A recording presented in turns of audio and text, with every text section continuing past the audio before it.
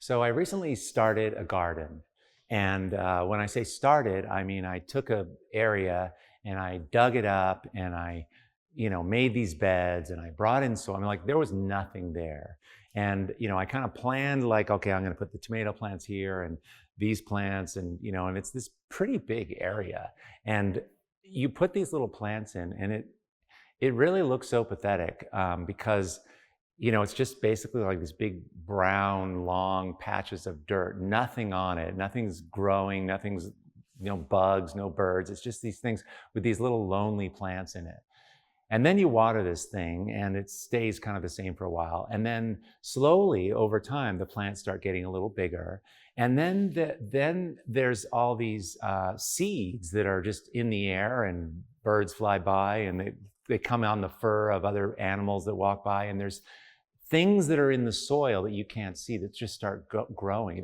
They're called volunteers, in garden lexicon, things you didn't plan that just start appearing. And they're also called weeds, right? So you're pulling things out, but there's cool stuff that shows up, weird flowers and amazing grasses and then the things you've planted start getting bigger and the things that are volunteering start getting big. And so those bigger plants, the tomatoes or whatever, start creating a shady area, which creates new habitat for plants that like that. And so those kind of seeds start germinating and there's things that's happened there.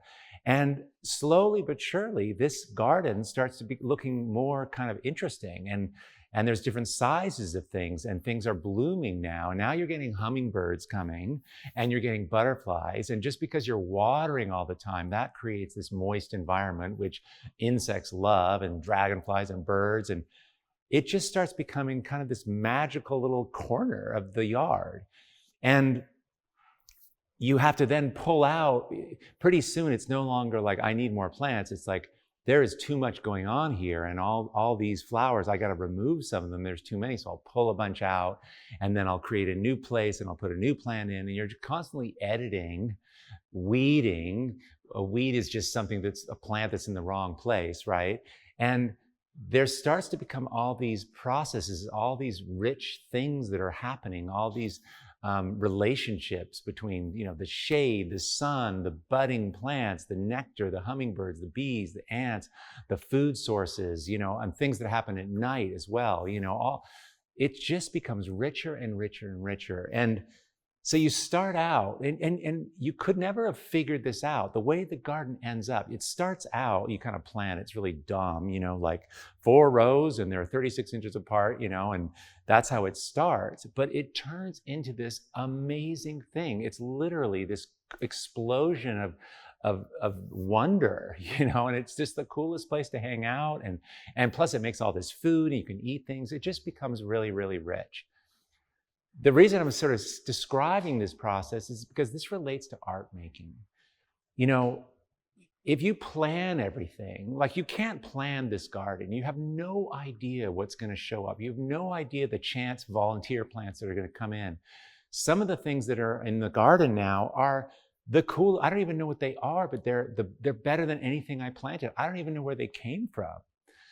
This idea of growing your art as opposed to planning your art is a powerful one.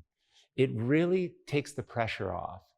All that's required is that you get out there and you sort of like start a garden. You just get some things going. You stand there with a hose for 10 minutes a day. This is the same thing with painting, with art making.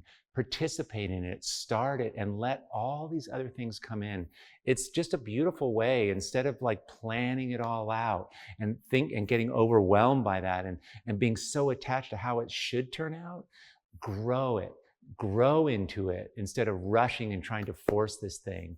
It is so much better. It's so much more fun. And it's surprising, I've just completely given up trying to figure it out, my art making, and I love all the volunteer plants that come along the way in the process of this art making. So I guess I was just reminded of this and I thought I would share this idea because I like that things are going to take care of themselves in our art. And it's just one area of our life.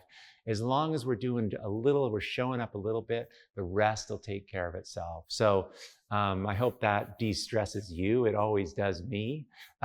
So let me know in the comments your thoughts about this. I'm super curious if you think about your art making. Like, how much is planning a part of your art? Do you need to plan everything? What's happened when you didn't? What are the surprising cool things that you never planned for that turned out and surprise you and you remember them to this day? I have a really cool podcast coming out on Wednesday. It's with this artist. I saw this guy's work and I just loved it. And I kind of figured when I saw it that he has no plan. Like, the work was so fresh. His name is Josh Goldberg, and we have this really amazing conversation all about art. Turns out this guy's like a poet, a writer, amazing painter. He teaches, it's amazing what you can tell when you look at someone's work. You can just tell, man, who made this? I want to meet that person. So I did, and the conversation's awesome. So that comes out on Wednesday. Check it out. I think you're going to learn a lot. I had to listen to it like 3 times and take notes myself because he said such cool things. Anyway, I hope you can be there. For those of you who are new here, we have the Art2Life Artists free Facebook group.